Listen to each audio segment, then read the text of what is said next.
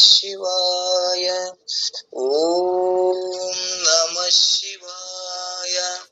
ಓಂ ಅಶತೋ ಮಾ ಸದ್ಗಮಯ ತಮಸೋ ಮಾ ಜ್ಯೋತಿರ್ಗಮಯ ಮೃತ್ಯೋರ್ಮಾ ಅಮೃತಂಗಮಯ. ಓಂ ಗುರುವೇ ನಿಧಿ ಸರ್ವವಿದ್ಯಾನಾಂ ದಕ್ಷಿಣಾಮೂರ್ತಿ ನಮಃ. ಓಂ ಶ್ರುತಿ ಸ್ಮೃತಿ ಪುರಾಣಾನಾಂ ಆಲಯಂ ಕರುಣಾಲಯಂ ನಮಾಮಿ ಭಗವತ್ಪಾದಂ ಶಂಕರಂ ಲೋಕಶಂಕರಂ. ಶಂಕರಂ ಶಂಕರಾಚಾರ್ಯಂ ಕೇಶವಂ ಬಾದರಾಯಣಂ ಸೂತ್ರ ಭಾಷೆ ಕೃತೋ ವಂದೇ ಭಗವಂತೋ ಪುನಃ ಪುನಃ. ಓಂ ಪೂರ್ಣಮದಃ ಪೂರ್ಣಮಿದಂ ಪೂರ್ಣಾತ್ ಪೂರ್ಣಮುದಚ್ಯತೆ ಪೂರ್ಣಸ್ಯ ಪೂರ್ಣಮಾದಾಯ ಪೂರ್ಣಮೇವಾವಶಿಷ್ಯತೆ. ಓಂ ಶಾಂತಿ ಶಾಂತಿ ಶಾಂತಿ. ಓಂ ನಮಃ ಶಿವಾಯ. ಓಂ ಜ್ಞಾನಸಿದ್ಧಂ ತಪಸ್ಸಿದ್ಧಂ ಸರ್ವಸಿದ್ಧಂ ಶಿವಪ್ರದಂ ಸ್ವಯಂ ಸಿದ್ಧಂ ಅಹಂ ವಂದೇ ಸಿದ್ಧಾರೂಢಯತೀಶ್ವರಂ. ಸಿದ್ಧಾರೂಢಯತೀಶ್ವರಂ. ಓಂ ನಮಃ ಶಿವಾಯ. ಬೆಳಗಿನ ಜಾವದ ಸತ್ಸಂಗದಲ್ಲಿ ಪರಮ ಪೂಜ್ಯರು ಲೋಕವನ್ನು ಉದ್ಧರಿಸಲು ಅವತರಿಸಿದ ಶಿವನ ಅವತಾರಿ ವೇದಾಂತ ಸಾರ್ವಭೌಮ ಜಗದ್ಗುರು ಸಿದ್ಧಾರೂಢಾಚಾರ್ಯ ಪಾದಗಳಿಗೆ ದೀರ್ಘದಂಡ ಪ್ರಣಾಮವನ್ನು ಸಲ್ಲಿಸುತ್ತಾ ಬಸವಾದಿ ಶರಣರಿಗೂ ದಾಸ ಪರಂಪರೆಗೂ ಸದ್ಗುರುನಾಥನಲ್ಲಿಯೂ ಕೂಡ ದೀರ್ಘದಂಡ ಪ್ರಣಾಮವನ್ನು ಸಲ್ಲಿಸಿ ಈ ಒಂದು ಬೆಳಗಿನ ಜಾವದ ಆನ್ಲೈನ್ ಸತ್ಸಂಗದಲ್ಲಿ ಆಗಮಿಸಿದ ಎಲ್ಲಾ ಶರಣು ತಂದೆ ತಾಯಿಗಳ ಪಾದಗಳಿಗೂ ಕೂಡ ಹಣಿ ಹಚ್ಚಿ ನಮಸ್ಕರಿಸಿ ಈ ಸತ್ಸಂಗದೊಳಗೆ ಪ್ರವೇಶವಾಗೋಣ. ಆತ್ಮೀಯರೇ, ಎಲ್ಲರಿಗೂ ಶರಣು ಶರಣಾರ್ಥಿಗಳು. ಓಂ ನಮಃ ಶಿವಾಯ. ಈ ಒಂದು ನಿಜಗುಣರ ಆರ್ಯರಿಂದ ವಿರಚಿತವಾದ ಕೈವಲ್ಯ ಪದ್ಧತಿ ಎಂಬ ಶ್ರೇಷ್ಠವಾದ ಗ್ರಂಥವನ್ನ, ಈ ಗ್ರಂಥಕ್ಕೆ ಸರಳವಾದ 3 ಸ್ಥಳಗಳಿಗೆ ಶಿವಕಾರುಣ್ಯ, ಜೀವ ಮತ್ತು ನೀತಿ ಕ್ರಿಯಾ ಸ್ಥಳವನ್ನ ಬರೆದಂತ ಚಿಕ್ಕರಾಮಾರೂಢರ ಪಾದಗಳಿಗೂ ಕೂಡ ನಿಜಗುಣಾರ್ಯರಿಗೂ ಕೂಡ ಇಲ್ಲಿ ನಮಸ್ಕರಿಸಿ ಈ ಪರಮಾನುಬೋಧೆಯ ಕೈವಲ್ಯ ಪದ್ಧತಿಯ ಶಿವಕಾರುಣ್ಯ ಸ್ಥಳದೊಳಗ 21ನೇ ಪದವನ್ನ ನೀವು ನೋಡ್ಕೊಂಡು ಹೋಗೋಣ. ನಿನ್ನೆ 20ನೇ ಪದದೊಳಗ ಒಬ್ಬೊಬ್ಬರು ಒಂದೊಂದಕ್ಕ ಮೋಕ್ಷವನ್ನಂತಾರ. ಆದ್ರೆ ಇಲ್ಲಿ ವೇದಾಂತ ಏನ್ ಹೇಳ್ತದಪ್ಪ ಅಂದ್ರ, ಇಲ್ಲಿ ಅದ್ವೈತವೇ ನಮಗ ಜಜ್ಮೆಂಟ್ ಮಾಡ್ತದ. ಅಲ್ಲಿ ಏನ್ ಹೇಳ್ಕೊತ ಬಂದ್ರಪ್ಪ ಅಂದ್ರ, ಜೀವ ಬ್ರಹ್ಮರ ಐಕ್ಯತ್ವವನ್ನು ಬೋಧಿಸುವುದೇ ಒಂದು ವೇದಾಂತದ ಸಾರದ. ಈ ಜೀವ ಬೇರೆ ಅಲ್ಲ, ಬ್ರಹ್ಮ ಬೇರೆ ಅಲ್ಲ, ಈ ಇಬ್ಬರು ಒಂದೇ ಅನ್ನುವಂಥದ್ದು ತಿಳಿಯುವುದೇ ಇದು ಮಹತ್ವದ ಅನ್ನುವಂಥದ್ದನ್ನ ನಾವು ನಿನ್ನೆ ದಿವಸ ಒಬ್ಬೊಬ್ರು ಒಂದೊಂದಕ್ಕ ಮತವಾದಿಗಳು ಒಂದೊಂದು ಕೇಳ್ಕೊಂಡು ಬಂದಾರ ಅನ್ನುವಂಥದ್ದನ್ನ ನಾವು ಕೇಳ್ಕೊಂಡು ಬಂದಿವಿ. ಸಾಂಖ್ಯ ಮತವಾದಿಗಳು ಪತಂಜಲಿಯವರಾಗಲಿ, ನ್ಯಾಯ ಮತವಾದಿಗಳು ವೈಶಾಚಿಕ ಮತ್ತು ಪೂರ್ವ ಮೀಮಾಂಸಕ, ಉತ್ತರ ಮೀಮಾಂಸಕ ಅಂತೇಳಿ ಇವರು 6 ಶಾಸ್ತ್ರಗಳ ಷಟ್ಶಾಸ್ತ್ರ ಕರ್ತುಗಳಾಗ್ಯಾರ. ಒಬ್ಬೊಬ್ರು ಋಷಿಗಳು ಒಂದೊಂದು ಕಪಿಲ ಮುನಿ ಸಾಂಖ್ಯ ಶಾಸ್ತ್ರ ಕರ್ತನಾದ್ರ, ಆದಿಶೇಷನ ಅವತಾರ ಆದ ಪತಂಜಲಿ ಮುನಿ ಏನದಲ್ಲ, ಪತಂಜಲಿ ಶಾಸ್ತ್ರದ ಕರ್ತನಾಗ್ಯಾನ ಅನ್ನುವಂಥದ್ದನ್ನು ಕೇಳ್ಕೊಂಡು ಬಂದಿವಿ. ಗೌತಮ ಮುನಿಯು ನ್ಯಾಯಶಾಸ್ತ್ರ ಕರ್ತನಾಗಿರ್ತಾನ. ಕಣಾದ ಮುನಿಯು ವೈಶಾಖಿಕ ಶಾಸ್ತ್ರದ ಕರ್ತನಾಗ್ಯಾನ. ಜೈಮಿನ ಮುನಿಯು ಪೂರ್ವ ಮೀಮಾಂಸಕ ಕರ್ತನಾಗಿರ್ತಾನ. ಆದರೆ ವ್ಯಾಸ ಮಹರ್ಷಿ ಉತ್ತರ ಮೀಮಾಂಸೆ ಅಂದ್ರೆ ವೇದಾಂತದ ಕರ್ತನಾಗ್ಯಾನ ಅನ್ನುವಂಥದ್ದನ್ನ ಇಲ್ಲಿ ನಾವು ಕೇಳ್ಕೋತ ಬಂದೇವಿ. ಇಲ್ಲಿ ನಮಗ ಒಟ್ಟಾರೆಯಲ್ಲಿ ಏನು ನಮಗ ನಿರ್ಣಯ ಬಂತು ಅಂದ್ರ, ಇವು ಇಲ್ಲಿ ಏನ್ ಹೇಳ್ಕೊತ ಬಂದರದ ಒಟ್ಟಾರೆ ಇಲ್ಲಿ ಸತ್ತು ಚಿತ್ತು ಆನಂದ ಸ್ವರೂಪನಾದ ಶಂಭುಲಿಂಗವೇ ತಾನದಿ ಎನ್ನುವಂಥದನ್ನ ಉಳ್ಕದೇನದ ಉಳಿದ ಪದವಿ ಎಲ್ಲವೂ ಏನದಾವಲ್ಲ ಅವು ದುಃಖ ರೂಪವಾದಂತಗಳಾಗ್ಯವು. ಬುದ್ಧಿ ಉಳ್ಳವರಿಗೆ ಚಲನವಲನೆಯಿಂದ ರೈತರಾಗಿದ್ದರೆ ಅದೇ ವೈರಾಗ್ಯ ಅಂತ ಹೇಳ್ತದ ಅನ್ನುವಂಥದ್ದನ್ನ ಇಲ್ಲಿ ಹೇಳ್ಕೊತ ಬಂದ್ರು. ಇಲ್ಲಿ ವೈರಾಗ್ಯ ಇದ್ರೆ ನಮಗ ಜ್ಞಾನದ ಸ್ಥಿತಿ ಆಕ್ಕದ, ಅನುಭವಕ್ಕೆ ಬರ್ತದ. ವೈರಾಗ್ಯ ಇರ್ಲಿಲ್ಲ ಅಂದ್ರ ಚಂಚಲಿತೆ ಇತ್ತು ಅಂದ್ರ ನಮಗ ಆ ಮುಂದಿನ ಪದ ಯಾವ್ದಂದ್ರ ತನ್ನ ಸ್ವರೂಪ ಸ್ಥಿತಿ ಒಳಗೆ ಇರಾಕ್ ಆಗುದಿಲ್ಲ ಅನ್ನುವಂಥದ್ದನ್ನ ಇಲ್ಲಿ ಹೇಳ್ಕೋತ ಬಂದ್ರು. ಇವತ್ತು 21ನೇ ಪದವನ್ನ ಅದನ್ನೇ ಆಧಾರವಾಗಿ ಇಟ್ಟುಕೊಂಡು ಅದಕ್ಕೆ ಸಂಬಂಧಪಟ್ಟದು. ಇದ್ರಾಗ ಯಾವ ಜಾಣನ ಆಗ್ತಾನಪ್ಪ ಅಂದ್ರ ಇಲ್ಲಿ ಏನ್ ಹೇಳ್ತಾರಂದ್ರ ಒಂದ್ 21ನೇ ಪದದೊಳಗ ಜೀವ ಸಂಬೋಧನ ಸ್ಥಳದೊಳಗ ಗಣಿತವಿದನ್ನು ಕೂಡಿ ಕಳೆಯಬಲ್ಲಾತನೇ ತ್ರಿಣಯ ನೆನಪನು ಲೆಕ್ಕಗರ ಮಧ್ಯದಳು ಅನ್ನುವಂಥದ್ದನ್ನ ಒಂದು ಪಲ್ಲವಿ ಒಳಗೆ ಇಟ್ಕೊಂಡು ಹೇಳ್ಕೊತ ಹೊಂಟಾರ. ಇಲ್ಲಿ ತ್ರಿಣಯ ನೆನಪನು ಅಂದ್ರೆ ಇಲ್ಲಿ ತ್ರಿಣಯ ನೆನಪನು ಅಂದ್ರೆ ಆ ಪರಮಾತ್ಮನೇ ಎನಿಸಿಕೊಳ್ಳುವನು. ಯಾವಾಗ ಗಣಿತವಿದನು ಈ ಲೆಕ್ಕವನ್ನು ಕೂಡಿ ಗುಣಿಸಿ ಕಳೆಯಬಲ್ಲಾತನೇ, ಲೆಕ್ಕಗರ ಮಧ್ಯದೊಳು ಲೆಕ್ಕ ಮಾಡತಕ್ಕವರ ಮಧ್ಯದಲ್ಲಿ ಇವನೇ ಪರಮಾತ್ಮ ನೆನೆಸ್ಕೋತಾನ ಅನ್ನುವಂಥದ್ದನ್ನ ಇಲ್ಲಿ ಯಾರಿಗೆ ಈ ಗಣಿತವನ್ನ ಕೂಡಿ ಕಳೆಯಕ್ ಬರ್ತದ ಅವನಿಗೆ ಪರಮಾತ್ಮ ಅನ್ನತಾರ ಅನ್ನುವಂಥದ್ದನ್ನ ಈ ಪದ್ಯದೊಳಗೆ ಹೇಳ್ಕೋತ ಹೋಗ್ತಾರ. ಅಂದ್ರೆ ಈ ಪದ್ಯದೊಳಗ ಇಲ್ಲಿ ಸೃಷ್ಟಿ ಕ್ರಮ ಉಪಕ್ರಮ ಉಪಸಂಹಾರವನ್ನ ಸೃಷ್ಟಿ ಕ್ರಮವನ್ನ ಅಂದ್ರೆ ಈ ಪಂಚ ಮಹಾಭೂತಗಳ ಹೆಂಗ್ಯಾಂಗ್ ಹುಟ್ಟುದು ಅನ್ನುವಂಥದ್ದನ್ನ ಬಾಳ ಇದ್ರಾಗ ಒಂದು ಬಹಳ ಚಂದ ಇದ್ರ ತಿಳಿತು ಅಂದ್ರ ಇದು ಬಹಳ ನಮ್ಮ ಅನುಭವಕ್ಕೆ ಪ್ರಯೋಜನ ಅದ ಅನ್ನುವಂಥದ್ದನ್ನ ಇಲ್ಲಿ ನಾವು ನೋಡ್ಕೊಂಡು ಹೋಗೋಣ. ಕೂಡಿ ಅಂದರೆ ಸೃಷ್ಟಿ, ಉಪಕ್ರಮ, ಕಳೆಯಲು ಅಂದರೆ ಉಪಸಂಹಾರ ಮಾಡಿ ಯಾವಾತನ ಸ್ವರೂಪವನ್ನು ತಿಳಿತಾನೋ ಅವನು ಲೆಕ್ಕಗರ ಅಂದರೆ ಮುಮುಕ್ಷಳ ಮಧ್ಯದಲ್ಲಿ ಪರಮಾತ್ಮ ನೆನೆಸಿಕೊಳ್ಳುತ್ತಾನೆ ಎನ್ನುವಂಥದ್ದನ್ನ ಅವ್ರು ಹೇಳ್ಕೊತ ಬಂದಾರ. ಇಲ್ಲಿ ಮುಮುಕ್ಷಿಗಳು ಮೋಕ್ಷದ ಇಚ್ಛೆ ಉಳ್ಳವರು ಯಾರದಾರ ಅವ್ರು ಈ ಕೂಡಿ ಕಳಿ ಲೆಕ್ಕ ಮಾಡಕ್ ಬತ್ತಂದ್ರ ಅವರೇ ಏನಾಗ್ತಾರ ಅಂದ್ರೆ ಪರಮಾತ್ಮನೇ ಆಗ್ತಾನ. ಯಾರು ಮೋಕ್ಷದ ಇಚ್ಛೆ ಉಳ್ಳವರಿಗೆ ಇದು ಮಾತ್ರ ಕೂಡಿಸಿ ಕಳ್ಯಾಕ ಬತ್ತಂದ್ರ ಯಾವುದನ್ನ ಕಳಿಬೇಕು ಯಾವುದನ್ನ ಕೂಡಿಸ್ಬೇಕು ಅನ್ನುವಂಥದ್ದನ್ನ ತಿಳಿತು ಅಂದ್ರ ಅವ್ರಿಗೆ ಮಾತ್ರ ಈ ಪರಮಾತ್ಮ ಆಗ್ತಾನ ಅನ್ನುವಂಥದ್ದನ್ನ ಈ ಪಲ್ಲವಿಯೊಳಗೆ ಹೇಳ್ಕೋತ ಮುಂದೆ ಏನ್ ಹೇಳವ್ರದಾರ ಅಂದ್ರ ಇನ್ನು ಪ್ರಕೃತಿಯ ವಿಕಾರನು ಹೊಂದುತ್ತಾ 25 ತತ್ವಗಳು ರೂಪವಾಯಿತು, 25 ತತ್ವಗಳಿಂದ ಈ ಸ್ಥೂಲ ಶರೀರವಾಯಿತು ಎಂಬುದನ್ನ ಈ ಪಲ್ಲವಿ ಒಳಗೆ ಒಂದೇ ನುಡಿಯೊಳಗೆ ಹೇಳ್ಕೋತ ಹೋಗ್ತಾರ. ಅಂದ್ರೆ ಈ ಪ್ರಕೃತಿ ಅಂದ್ರ ಪಂಚ ಮಹಾಭೂತಗಳಿಂದ 5 ಭೂತಗಳು, 5 ಭೂತಗಳಿಂದ ಮತ್ತ ಅದ್ರೊಳಗ 5 ಭಾಗ ಮಾಡಿ ಮತ್ತ 5 ಭಾಗಗಳನ್ನ ಮತ್ತ ಒಂದ್ರೊಳಗ ಒಂದು ಕೂಡಿಸಿ ಏನಾಯ್ತು ಅಂದ್ರ ಈ ಶರೀರ ಆಯ್ತು ಅನ್ನುವಂಥದ್ದನ್ನ 25 ಪಂಚ ಮಹಾಭೂತಗಳಿಂದ ಆದಂತ ಈ ಶರೀರ ಇದು ಯಾವ್ಯಾವ ಕೂಡಿ ಏನೇನಾದು ಅನ್ನುವಂಥದ್ದನ್ನ ಇದೇ ಕೂಡಿಸಿ ಕಳಿದು ಇಲ್ಲಿ ಆಕಾಶ ಭೂತದಿಂದ ಇವತ್ತ ಸೂಕ್ಷ್ಮ ಶರೀರಾಗ ಏನೇನಾದವಪ್ಪ ಅಂದ್ರ ಅಲ್ಲಿ 5 ಆ ಒಂದು ಭೂತದಿಂದ 5 ಹುಡ್ತಾವು, ಮತ್ತು ವಾಯುಭೂತದಿಂದ ಅಲ್ಲಿ 5 ಹುಡ್ತಾವು. ಮತ್ತ ಅವು ಅರ್ಧ ಭಾಗ ತಾವು ಇಟ್ಟುಕೊಂಡು ಒಂದು ಭೂತಿನೊಳಗ ಅರ್ಧ ಭಾಗವನ್ನ ತಾನಿಟ್ಟುಕೊಂಡು ಇನ್ನು ಉಳಿದ ಅರ್ಧ ಭಾಗದೊಳಗ ಅಲ್ಲಿ 4 ಭಾಗಗಳನ್ನ ಮಾಡಿ ಒಂದ ಅಂಶವನ್ನ ತಾವಿಟ್ಟುಕೊಂಡು ಉಳಿದ ಅಂಶಗಳನ್ನ ಎಲ್ಲಾ ಭೂತಿಗಳಿಗೆ ಹಂಚುವುದರ್ಲಿಂದ ಅಲ್ಲಿ ಏನಾಯ್ತು 5 ಭೂತಗಳು ಹೆಂಗ ಪೂರ್ಣ ಆಗ್ತಾವೋ ಹಂಗ ಈ ಶರೀರನು ಕೂಡ 5 ಭೂತಗಳಿಂದ ಆದಂತ ಶರೀರ ಒಂದು ಭೂತದೊಳಗ ಒಂದೊಂದು ಕೂಡಿ 5 ಭೂತಗಳು ಒಂದು ಭೂತದೊಳಗ ಕೂಡಿ ಇದು ಶರೀರ ಆಗ್ಯದ. ಹಿಂಗ ಯಾವ ಕೂಡಿಸಿ ಕಳ್ಯಾಕ ಬರ್ತದ ಅವ ಇಲ್ಲಿ ತೃಣ ಅಂದ್ರೆ ಇಲ್ಲಿ ಏನು ಶ್ರೇಷ್ಠವಾದ ಪರಮಾತ್ಮ ಆಗ್ತಾನ ಅನ್ನುವಂಥದ್ದನ್ನ ಈ ಪದ್ಯದೊಳಗೆ ಹೇಳ್ಕೋತ ಹೋಗೋರ್ದಾರ. ಇಲ್ಲಿ ಒಂದನ್ನು ಮೂರಾಗಿ ಒಂದರೊಳಗೆರಡನ್ನು ನಿರೈದು ಒಂದರೊಳಗೊಂದು 4 ಕೂಡುವನು ಮತ್ತೊಂದೆರಡನ್ನು 3 ಎನಿಸುವುದು 3 ಒಂದಾಗಿ ಅನ್ನುವಂಥದ್ದು 3 ಎನಿಸುವ ಒಂದಾಗಿ ಅಂದ್ರ ಒಂದನ್ನೊಂದು ಒಂದು ಬ್ರಹ್ಮದ ಆಶ್ರಯದಲ್ಲಿ ಒಬ್ಬನೇ ಒಂದು ಬ್ರಹ್ಮ ಯಾನ ಒಬ್ಬನೇ ಅದನ.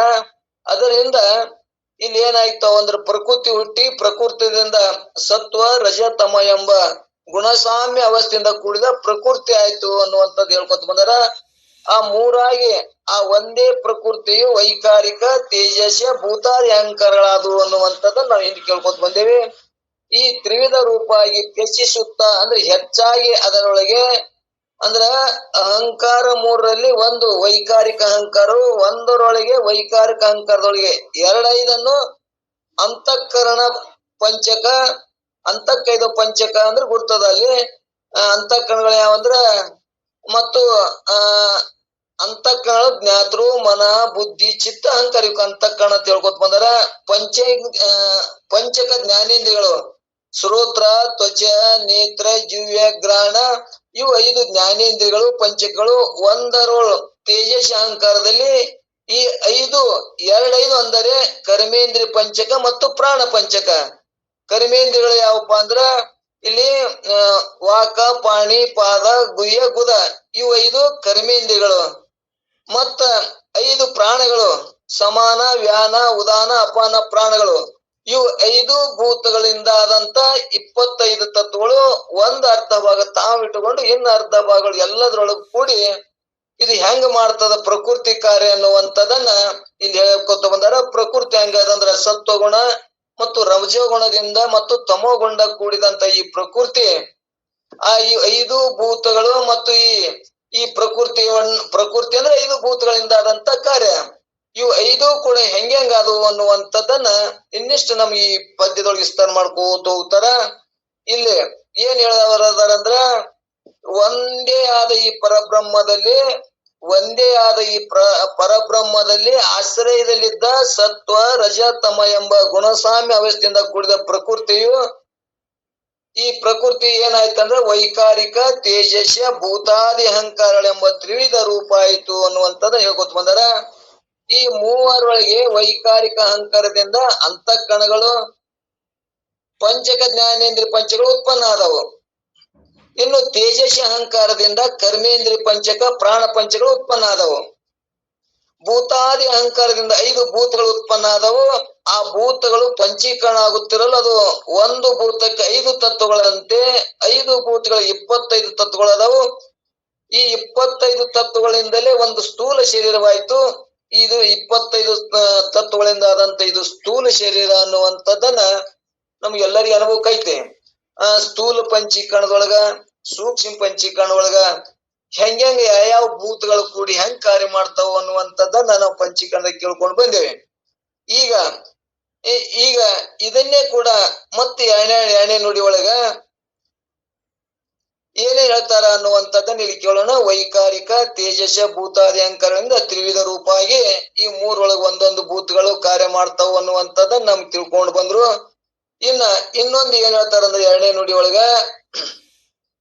ಒಂದರೊಳ್ 8 ದೂರಲವರ ನಡು ಒಂದರೊಳ್ 2 ಗೂಡೆ ಎನಿಸಿ ಮುಂದೆರಡರಾಗ ಲೊಂದು 9 ಮೂರುಳ್ಳದ್ದಾಗಿ ಕಡೆ 7 ಅನ್ನುವಂಥದ್ದನ್ನ ಇಲ್ಲಿ ಮತ್ತು ಬ್ರಹ್ಮಾಂಡದ ಕ್ರಮಗಳನ್ನ ಹೇಳ್ಕೊತ ಬರ್ತಾರ. ಅವು ಹೆಂಗಾದವು ಅನ್ನುವಂಥದ್ದನ್ನ ಅದನ್ನು ಕೂಡ ಇಲ್ಲಿ ಹೇಳೋರ್ದಾರ. ಒಂದೇ ಬ್ರಹ್ಮಾಂಡದಲ್ಲಿ 14 ಲೋಕಗಳು ತೋರಿದವು. ಅವುಗಳಲ್ಲಿ ಒಂದು ಭೂಲೋಕವು. ಆ ಭೂಲೋಕದಲ್ಲಿ 8 ದ್ವಿಗ್ಜಗಳು ತೋರಿದವು.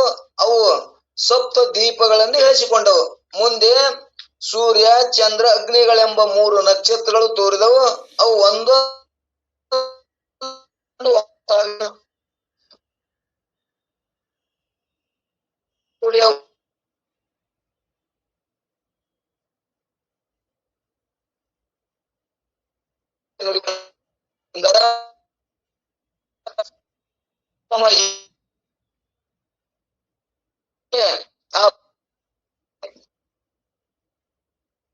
ಒಬ್ಬನಿದ್ದ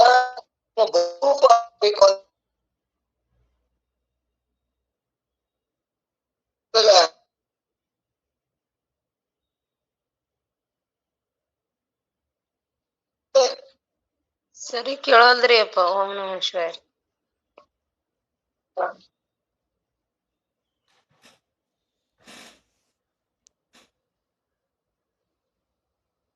ಒಂದರ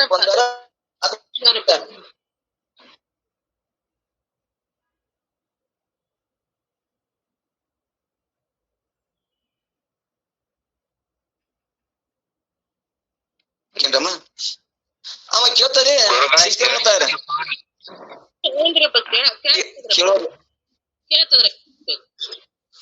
ಕೇಳೋಲ್ಲ. ನೀವ್ ಮಾತಾಡಿದ್ ಕೊರ್ಕೊರ್ ಆಗ್ತದ, ನಾವ್ ಮಾತಾಡಿದ್ ಕೊರ್ಕೊರ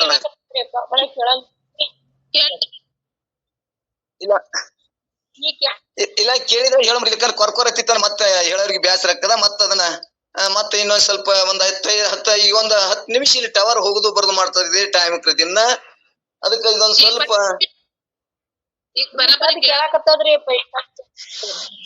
ಇಲ್ಲಿ ಕೇಳಲಿಕ್ಕಂದ್ರ ಮತ್ತವ್ರು ಮಾತಾಡಮ್ರಿ ಇದನ್ನ. ಮತ್ ಇದನ್ನ ಹಿಂದಾಡಿ ಮತ್ತೆ ಎಲ್ಲಾರು ಕೂಡಿ ಮತ್ ಚರ್ಚೆ ಮಾಡಕ್ ಬರ್ತಾರೆ. ಲೆಫ್ಟ್ ಆಗಿ ಬಂದಿರಲ್ಲ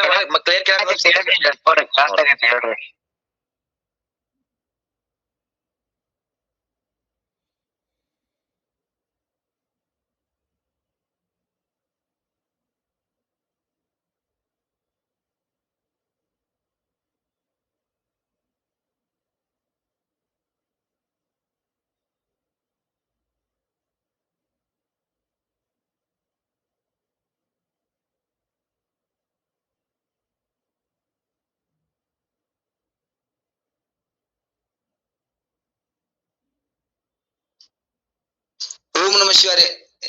ಈಗ ಕೇಳ್ತಾರಿ? ಕೇಳ್ತಾರೆ.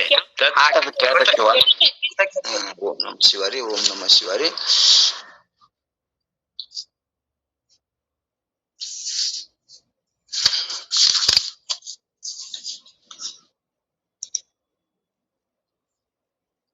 ಇಲ್ಲಿ ಉಪಕ್ರಮ ಉಪಸಂಹಾರವನ್ನ ಕೊನೆ ಪದ್ಯದೊಳಗೆ ಹೇಳ್ಕೊತ ಬರ್ತಾರೆ. ಇಲ್ಲಿ ಕೊನೆ ನುಡಿ ಒಳಗ ಒಂದು ತಾನ ಶಂಭುಲಿಂಗವಾದರೂ ಒಂದು ಆಗುತ್ತೈದು ನೆರವೇ ದಿಳದವನು ಒಂದು ಸೂತ್ರದೊಳ್ ಪದ್ಯ 6 ಗೂಡಿ ಗುಣಿಸಿದೊಳ್. ಇಲ್ಲಿ ಒಂದು ತಾನು ಏಕ ಸ್ವರೂಪನಾದ ತಾನು ಅಂದರೆ ಜೀವಾತ್ಮನು 5 ಸಚ್ಚಿದಾನಂದ ಪಂಚಲಕ್ಷಣನ್ನು ನೆರೆಯುವುದು ಅಂದ್ರ ಸಮೃದ್ಧಿ ಹೊಂದಿ ಆ ಶಂಭುಲಿಂಗವಾದ ಸುಖವನ್ನು ಉಂಟು ಮಾಡುವ ಪರಮಾತ್ಮನ ಒಂದರಲ್ಲೇ ಒಂದಾಗುವ ಕೂಡಿಕೊಳ್ಳುತ್ತಾ ಇದಂ ರೂಪಾತ್ಮಕವಾದ ಜಗತ್ತನ್ನು ಒಂದು ಸೂತ್ರದೊಳು ಒಂದೇ ಸ್ವರೂಪವಾಗಿರುವುದೆನ್ನುವ ಸೂತ್ರದಲ್ಲಿ ಉಪಾದ್ಯರು ಕೂಡಿ ಬ್ರಹ್ಮನಿಷ್ಠನಾದ ಜ್ಞಾನಿಗಳು ಸೇರಿ ಗುಣಿಸಿದೊಡೆ ಗುಣಾಕಾರದೊಡನೆ ಲೆಕ್ಕವನ್ನು ಮಾಡಿದ್ದಾರೆ. ಅಂದ್ರೆ ಒಂದೇದ್ರೊಳಗೆ ಚೈತನ್ಯ ಸ್ವರೂಪದ ನಾನು ಒಬ್ಬನೇ ಉಳಿಯುವುದಲ್ಲದೆ ಬೇರೆ ಅನ್ಯವಾಗಿ ಮತ್ತೊಂದು ಸೊನ್ನೆ ಇಲ್ಲ, ಸೊನ್ನೆ ಉಳಿಯುವುದಿಲ್ಲ ಅನ್ನುವಂಥದ್ದನ್ನ ಇಲ್ಲಿ ಕೂಡಿ ಕಳೆದ ಗಣಿತವನ್ನು ಕೂಡಿ ಕಳೆಯಬಲ್ಲಾತನೇ ತ್ರಿಣಯ ನೆನೆಸಿಪನು ಲೆಕ್ಕಗರ ಮಧ್ಯದೋಳು. ಅಂದ್ರ ತ್ರಿಣಯ ನೆನಪನು ಅಂದ್ರೆ ಇಲ್ಲಿ ಪರಮಾತ್ಮ ನೆನೆಸುವನು ಅನ್ನುವಂಥದ್ದನ್ನ ಹಿಂಗ ಸೃಷ್ಟಿ ಕ್ರಮವನ್ನ ಯಾರು ಹಿಂಗ ತಿಳ್ಕೋತ ತನ್ನೊಳಗಿರುವಂತ ಈ 5 ಭೂತಗಳನ್ನ ಇದನ್ನ ಯಾರು ಸರಿಯಾಗಿ ರಚನೆ ಮಾಡಿದ್ರು, ಹೆಂಗಿದು ಕಾರ್ಯ ಆಯ್ತು ಅನ್ನುವಂಥದ್ದನ್ನ ವಿಚಾರ ಮಾಡ್ಕೋತ ಹೋದಾಗ ಈ ಪರಮಾತ್ಮನೇ ಈ ಪ್ರಕೃತಿ ಒಳಗಿಂದ ಕೂಡಿ, ಈ ಪ್ರಕೃತಿ ಅಂದ್ರ ಸತ್ವ ರಜೋತ್ತಮಗಳಿಂದ ಕೂಡಿದಂತ ಪ್ರಕೃತಿ ಒಳಗ ತಾನಿದ್ದು ಕಾರ್ಯ ಮಾಡ್ತಾನ ಅನ್ನುವಂಥದ್ದನ್ನ ಇಲ್ಲಿ ಕ್ರಮದೊಳಗೆ ಹೇಳ್ಕೋತ ಬಂದಾರ ಜೀವ ಸಂಬೋಧನ ಸ್ಥಳದೊಳಗ. ಇಲ್ಲಿ ಕೊನೆಗೆ ಏನ್ ಹೇಳಿದ್ರಪ್ಪ ಅಂದ್ರ ಈ ಜೀವಾತ್ಮನು ತಾನು ಪರಮಾತ್ಮನಲ್ಲಿ ಏಕತ್ವವನ್ನು ಹೊಂದುತ್ತಾನೆ. ಯಾಕಂದರೆ ಪರಮಾತ್ಮನಲ್ಲಿದ್ದಂತ ಸತ್ತು ಚಿತ್ತು ಆನಂದ ನಿತ್ಯ ಪೂರ್ಣ ಲಕ್ಷಣವನ್ನು ಜೀವಾತ್ಮನಾದ ತನ್ನಲ್ಲಿ ಇರುತ್ತವೆ. ಲಕ್ಷಣಗಳ ಸಮೃದ್ಧ ಯುದ್ಧದಿಂದ ಪರಮಾತ್ಮನಲ್ಲಿ ಏಕತ್ವ ಹೊಂದುತ್ತಾನೆ. ಅಂದ್ರೆ ಇಲ್ಲಿ ಆ ಪರಮಾತ್ಮನಲ್ಲಿ ಮತ್ತು ಈ ಜೀವನಲ್ಲಿ ಏಕತ್ವ ಹೊಂದಬೇಕಾದ್ರೆ ಜೀವನಲ್ಲಿಯೂ ಕೂಡ ಸತ್ತು ಚಿತ್ತು ಆನಂದ ನಿತ್ಯ ಪೂರ್ಣದವು, ಆ ಪರಮಾತ್ಮನಲ್ಲಿಯೂ ಕೂಡ ಒಂದೇ ಲಕ್ಷಣ ಉಳ್ಳವದನ. ಅದಕ್ಕೆ ಇಲ್ಲಿ ಏನಾಗ್ತದ, ಒಂದೇ ಆ ಪರಮಾತ್ಮನೇ ಕೂಡಿ ಕಳೆಯುವ ಲೆಕ್ಕ ಮಾಡುವುದರಿಂದ ಅಂದ್ರೆ ಬೇರ್ಪಡಿಸಿ ಪಂಚಮಹಾಭೂತಗಳಿಂದ ಆದಂತ ದೇಹವನ್ನ ಬೇರ್ಪಡಿಸಿ ಅಲ್ಲಿ ಯಾವ ಗುಣಗಳಿಂದ ಇವು ಕಾರ್ಯ ಮಾಡ್ತಾವೋ ಆ ಗುಣಗಳ ಮುಖಾಂತರ ಸತ್ವ ಗುಣವುಳ್ಳವನಾಗಿ ಜ್ಞಾನವನ್ನು ಹೊಂದಿ ಈ ಭೂತಗಳಿಂದ ಆದಂತ ದೇಹವನ್ನ ಅರಿಯವನು ಇದು ಅರಿಸುತ್ತದೆ. ನಾನು ಏನದೀನಿ ಅಂದ್ರೆ ಸತ್ತು ಚಿತ್ತು ಆನಂದ ಸ್ವರೂಪನೇ, ನಾನು ಆತ್ಮನೇ ಇದೀನಿ ಎನ್ನುವಂಥದ್ದನ್ನ ಯಾವಾಗ ಇವ ತಿಳಿದು ಕೂಡಿಸಿ ಕಳಿಯಾಕ ಬತ್ತು ಅಂದ್ರ ಅವಾಗ ಇವು ಎಲ್ಲವೂ ಕೂಡ ದೃಶ್ಯ ಅದಾವು, ಇವು ಎಲ್ಲವೂ ಅರಿಸ್ಕೊತಾವ್. ನಾನು ಇದನ್ನ ಅರಿಯುವಂತ ಆತ್ಮನೇ ನಾನೇ ಬ್ಯಾರೆ ಇದೀನಿ ಎನ್ನುವಂಥದನ್ನ ಗುರ್ತಾಯ್ತಂದ್ರ ನನ್ನ ಆತ್ಮ, ನಾನು ಆತ್ಮ ಹೆಂಗದೀನಿ ಅಂದ್ರ 5 ಗುಣಗಳಿಂದ ಕೂಡಿದವನದೀನಿ. ನಾನು 3 ಕಾಲ್ದಾಗದೀನಿ ಎನ್ನುವಂಥದ್ದನ್ನ ಸತ್ತು ಅಂತ ಲೆಕ್ಕ ಮಾಡಿದಾಗ ನಾ 3 ಕಾಲ್ದಾಗದೀನಿ ಎನ್ನುವಂಥದ್ದನ್ನ ಹೋಗ್ ಬರ್ತದ. ಈ ಮತ್ತೊಂದು ಸತ್ತಕ್ಕೆ ವಿರುದ್ಧವಾದ ಪದ ಇಲ್ಲಿ ಏನಾಯ್ತು, ಅಸತ್ತು ಅಂತೇಳಿ ಲೆಕ್ಕ ಮಾಡಿದಾಗ ಈ ಶರೀರ ಒಂದು ಕಾಲದಾಗಿರ್ತದ, ಇನ್ನೊಂದು ಕಾಲದಾಗ ಇರುವುದಿಲ್ಲ ಅನ್ನುವಂಥದ್ದನ್ನ ನಮ್ಮ ಅನುಭವಕ್ಕೆ ಬರ್ತದ. ಮತ್ತ ಇಲ್ಲಿ ಚಿತ್ತು ಅಂದಾಗ ನಾನು ಸ್ವಯಂ ಪ್ರಕಾಶವಾಗಿದ್ದೀನಿ, ನಾನು ಅರಿತೀನಿ, ಎಲ್ಲವನ್ನು ಅರಿಯದಲ್ಲಿಂದ ಅರುಸ್ವರೂಪದೀನಿ ಎನ್ನುವಂಥದ್ದನ್ನ ನಮ್ಮ ಅನುಭವಕ್ಕೆ ಬರ್ತದ. ಈ ಪ್ರಕೃತಿಯಿಂದ ಆದಂತ ಈ ಶರೀರ ಏನದಲ್ಲ, ಇದು ಜಡ ಅದ. ಇದು ಜಡ ಹೆಂಗದಂದ್ರ ತಂದು ಜ್ಞಾನ ಇಲ್ಲ, ಇತರದು ಜ್ಞಾನ ಇಲ್ಲ, ಇದು ಜಡ ಅದ ಅನ್ನುವಂಥದ್ದನ್ನ ಅನುಭವಕ್ಕೆ ಬರ್ತದ. ಮತ್ತ ನಾನು ಇಷ್ಟು ಎಲ್ಲ ಕೇಳ್ಕೊತ ಬಂದೇವಿ. ಸುಖ ಸ್ವರೂಪನೇ ನಾನದೀನಿ, ಆತ್ಮನ ಹೆಂಗದೀನಿ, ಸುಖ ಸ್ವರೂಪನೇ ನಾನದೀನಿ. ಇದು ಹೆಂಗದಪ್ಪ ಅಂದ್ರೆ ಶರೀರ ಹೆಂಗದ ಅಂದ್ರೆ ಇದು ದುಃಖಮಯವಾದ, ಇದಕ್ಕ ಇದು ವಿಕಾರವಂತದ, ಮತ್ತ ಇದಕ್ಕ ರೋಗ ರುಜಿನದಿಂದ ಕೂಡಿದ, ಮತ್ತಿದು ಪ್ರಾರಬ್ಧ ಮ್ಯಾಗ ಹೊಂದಿದ ಈ ಶರೀರ, ಇದು ದುಃಖಮಯವಾದದ್ದು ಅನ್ನುವಂಥದ್ದನ್ನ ಈ ಅಸತ್ಯದ ಸತ್ಯವನ್ನು ತಿಳ್ಕೊಂಡಾಗ ಇಲ್ಲಿ ಏನೈತಿ, ಅಸತ್ಯ ಗುರ್ತಾಯ್ತು. ಇಲ್ಲಿ ನಾನು ಆನಂದ ಸ್ವರೂಪನೇ ಇದು, ನಾನು ಚಿತ್ತು ಸ್ವಯಂ ಎಲ್ಲವನ್ನು ಬೆಳಗ್ತೀನಿ, ಅರು ಸ್ವರೂಪದೀನಿ ಅಂದಾಗ ಇದು ಶರೀರ ಜಡ ಅದ ಅನ್ನೋದು ಗುರ್ತಾಯ್ತು. ನಾನು ಆತ್ಮ ಹೆಂಗದೀನಪ್ಪ ಅಂದ್ರೆ ಇಲ್ಲಿ ಆನಂದ ಸ್ವರೂಪನಿದೀನಿ, ಇದು ಹೆಂಗದ, ಇದು ಶರೀರಮಯ ದುಃಖಮಯ ಅದ. ಹಿಂಗ ಕೂಡಿಸಿ ಕಳ್ಯಾಕ ಬತ್ತು ಅಂದ್ರ ನಾನು ಇವೆಲ್ಲವನ್ನು ತಿಳಿದ್ರಿಂದ ನಾನು ಎಲ್ಲಾ ಕಾಲದಾಗ ಅದೀನಿ ಅನ್ನುವಂತ ಗುರ್ತಾಗೋದ್ರಿಂದ ನಾನು ನಿತ್ಯ ಅದೀನಿ. ಇದು ಹೆಂಗದಪ್ಪ ಅಂದ್ರ ಇವತ್ತ ನಾವು ಜಾಗ್ರ ಸ್ವಪ್ನ ತೋರಿ ಕೆಡುವುದ್ರಿಂದ ಇದು ಅನಿತ್ಯ ಅದ. ನಾನು ಹೆಂಗದೀನಿ, ಪರಿಪೂರ್ಣ ಅದೀನಿ. ನಾನು ಎಲ್ಲಾ ಕಾಲದಾಗ, ಎಲ್ಲಾ ದೇಶದಾಗ, ಎಲ್ಲಾ ವಸ್ತುದೊಳಗ ನಾನು ಪರಿಪೂರ್ಣ ಅದೀನಿ. ಇದು ದೇಹ ಹೆಂಗೈತಿ ಅಂದ್ರೆ ಖಂಡ ಅದ ಅನ್ನುವಂಥದ್ದನ್ನ ಇವು ಲಕ್ಷಣಗಳನ್ನ ವಿಚಾರ ಮಾಡಿದಾಗ ಈ ದೇಹ ನಾನಲ್ಲ, ದೇಹದ ಲಕ್ಷಣಗಳನ್ನೇ ಬೇರೆ ಅದಾವು, ಇಲ್ಲಿ ಆತ್ಮನ ಲಕ್ಷಣಗಳೇ ಬೇರೆ ಅದಾವು.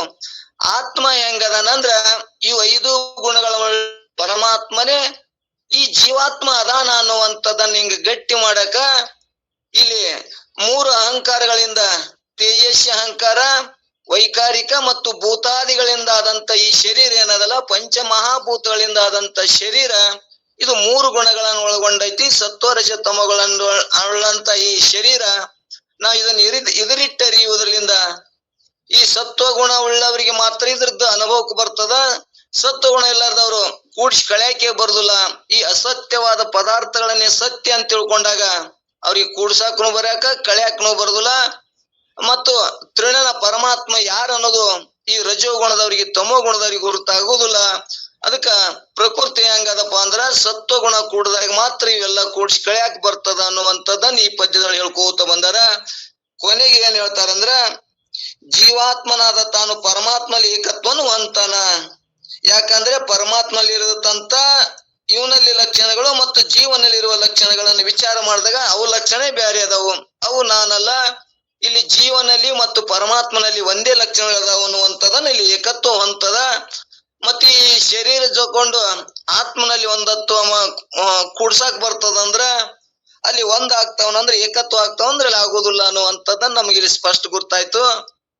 ಮತ್ ಏನ್ ಹೇಳಿದ್ರಪ್ಪ ಅಂದ್ರೆ ಇಲ್ಲಿ ನಮ್ಗ ತತ್ವಮಸಿ ಜ್ಞಾನ ಆದಾಗ ಅಲ್ಲಿ ಮಾತ್ರ ಉಪಾಧಿಗಳನ್ನ ಬೇರ್ಪಡಿಸಿ ಆ ಜೀವನಲ್ಲಿರುವಂತ ಉಪಾಧಿಯನ್ನ ಮತ್ತು ಆ ಪರಮಾತ್ಮನಲ್ಲಿರುವಂತ ಉಪಾಧಿಗಳನ್ನ ಬೇರ್ಪಡಿಸಿದಾಗ ಅಲ್ಲಿ ಏಕತ್ವ ಹೆಂಗಾಗ್ತದ, ಅದರಂತೆ ಇಲ್ಲಿ ಕೂಡ ಇವು ಪಂಚಮಹಾಭೂತಗಳಿಂದ ಆದಂತ ಒಂದಿಷ್ಟು ಗುಣಗಳು ಮತ್ತು ಇಲ್ಲಿ ವೈಕಾರಿಕ ಆದಂತ ಇವು ಒಂದಿಷ್ಟು ಪಂಚಕಗಳು ಇವು ಬೇರೆ ಅದಾವು.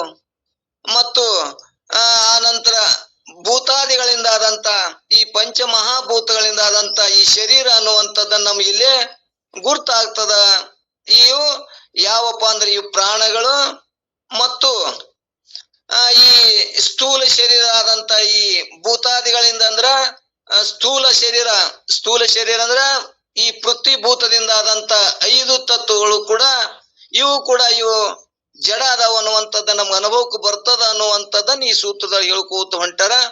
ಇದನ್ನ ಮತ್ತ ಇನ್ನ ಏನ್ ಹೇಳ್ಕೊತ ಹೋಗ್ತಾರಂದ್ರ ಮಧ್ಯದಲ್ಲಿ ಕಲ್ಪನಾ ಮೂಲಕವಾಗಿ ತೋರ್ತದೆ, ಆದರೆ ಇದು ಸತ್ಯವಿಲ್ಲ.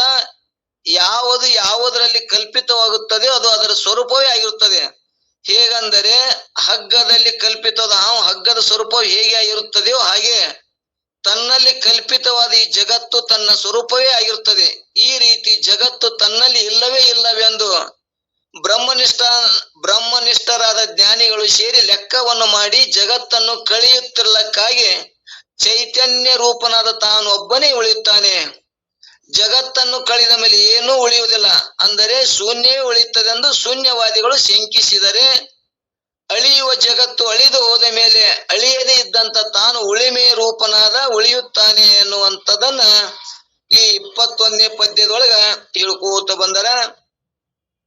ಇದು ನಾಳೆಗೆ 22ನೇ ಪದ್ಯವನ್ನ ಮುಗಿತು ಅಂದ್ರ ಇಲ್ಲಿ ನೀತಿ ಕ್ರಿಯಾ ಸ್ಥಳವನ್ನ ಅಲ್ಲಿ ಮತ್ತ ನೀವು ಚರ್ಚೆ ಮಾಡ್ಕೋತ ಹೋಗೋಣ. ಅದಕ್ಕ ಈ ಜೀವ ಸಂಬೋಧನಾ ಸ್ಥಳದೊಳಗ ಈ ಜೀವನಲ್ಲಿ ಈ ದೇಹಾದಿಗಳನ್ನು ನಾನು ಅಂತ ಒಳಗೊಂಡ ಸಂಬಂಧ ಈ ಜೀವ ನೀನಲ್ಲಪ್ಪ, ನೀನ್ ಆತ್ಮಸ್ವರೂಪನಿದಿ ನೋಡು ಅಂತೇಳಿ ಇದನ್ನ ಹೇಯ ಮಾಡಿ ತೋರ್ಸಾಕ ವಿಚಾರ ಮಾಡಿ ನೋಡು. ವಿಚಾರ ಮಾಡಿದ್ರೆ ನೀನದಿ ಈ ಜಡವಾದ ಪದಾರ್ಥವನ್ನ ಅಜ್ಞಾನ ಕಾರ್ಯಗಳನ್ನ ನಾನಂತ ಒಪ್ಕೊಂಡಿಯಲ್ಲ, ಇಲ್ಲಿ ವಿಚಾರ ಮಾಡು ಅನ್ನುವಂಥದ್ದನ್ನ ಹೇಳ್ಕೋತ ನೀನ್ ಇಂಥವದಿ, ನೀನು ಇಂಥ ಗುಣಗಳನ್ನು ಒಳಗೊಂಡಿ ಈ ಪಂಚ ಮಹಾಭೂತಗಳನ್ನಾಗುವಂತ ಶರೀರ ಮತ್ತೆ ಲೋಕದ ಅಜ್ಞಾನ ದೇಹಾದಿ ವ್ಯವಹಾರಗಳನ್ನ ನಾನಂತ ತಿಳ್ಕೊಂಡು ನಮಗೇನಾಗ್ಯದ ಅಂದ್ರ ಈ ಸಂಸಾರ ಸತ್ಯ ಅಂತ ತೋರಕತ್ತದ, ಈ ದೇಹನೂ ಸತ್ಯ ಅಂತ ತೋರಕತ್ತದ. ನೀ ವಿಚಾರ ಮಾಡಿ ನೋಡಿದ್ರ ನಿನ್ನೊಳಗೆ ಸಂಸಾರವೇ ಇಲ್ಲ, ನೀನು ಮಾತ್ರ ಸತ್ತು ಚಿತ್ತ ಆನಂದ ಸ್ವರೂಪನೇ ಇದೆ ಅನ್ನುವಂಥದ್ದನ್ನ ಇಲ್ಲಿ ಒತ್ತು ಕೊಟ್ಟು ಹೇಳ್ಕೋತ ಬಂದರ. ಅಂದ್ರೆ ಈ ಶರೀರ ಹಿಂಗ ಆಗ್ಯದ ನೋಡು ಅನ್ನುವಂಥದ್ದನ್ನ ಈ ಪದ್ಯದೊಳಗೆ ಹೇಳ್ಕೋತ ಬಂದರ. ಇನ್ನ ಕೂಡ ಈ ನಮ್ಮ ಸೋಪನ್ ಚೆಲ್ಲರು ಇನ್ನ ಅನೇಕ ಶರಣರು ಸಂತರು ಅದರ. ಈ ಬ್ರಹ್ಮಾಂಡ 14 ಲೋಕಗಳು ಯಾವುವು, ಮತ್ತ ಇವು ಸಪ್ತ ದೀಪಗಳು ಹೆಂಗದು ಅನ್ನುವಂಥದ್ದನ್ನ ಒಟ್ಟು 25 ನಕ್ಷತ್ರಗಳಾದವು. ಈ 3 ಕೂಡಿ ಒಂದು ಗ್ರಹ ಆಯ್ತು, 27 ನಕ್ಷತ್ರಗಳು 9 ಗ್ರಹಗಳಾದವು ಅನ್ನುವಂಥದ್ರ ಬಗ್ಗೆ ಸ್ವಲ್ಪ ಅವ್ರ ಅನುಭವಿ ಕರೆದಾರ ನಮ್ ಚೆಲ್ಲಾಳ್ ಪೂಜ್ಯರು. ಅದು ಅವ್ರ ಬಾಯಲ್ಲಿ ನಾವು ನೀವು ಕೇಳೋಣ ಅನ್ನುವಂಥದ್ದನ್ನ ಒಂದೆರಡು ಮಾತುಗಳನ್ನ ಆಡ್ಲಕ್ ಅವಕಾಶ ಕೊಟ್ಟ ತಮ್ಮೆಲ್ಲರಿಗೂ ಕೂಡ ಏನು ಹೆಚ್ಚು ಕಮ್ಮಿ ಆಗ್ತಾವ, ಹೇಳುದ್ರಾಗ ಹೆಚ್ಚು ಕಮ್ಮಿ ಆದ್ರೂ ತಾವೆಲ್ಲರೂ ನನ್ನನ್ನು ಕ್ಷಮಿಸ್ತೀರಿ ಅಂತ ಹೇಳಿ ಒಂದೆರಡು ಮಾತುಗಳನ್ನ ಆ ಸದ್ಗುರು ಶ್ರೀಪಾದಕ್ಕೆ ಅರ್ಪಿಸಿ ಮುಕ್ತಾಯ ಮಾಡ್ತೇನ್ರಿ. ಎಲ್ಲರಿಗೂ ಶರಣ ಆರ್ತಿಗಳು.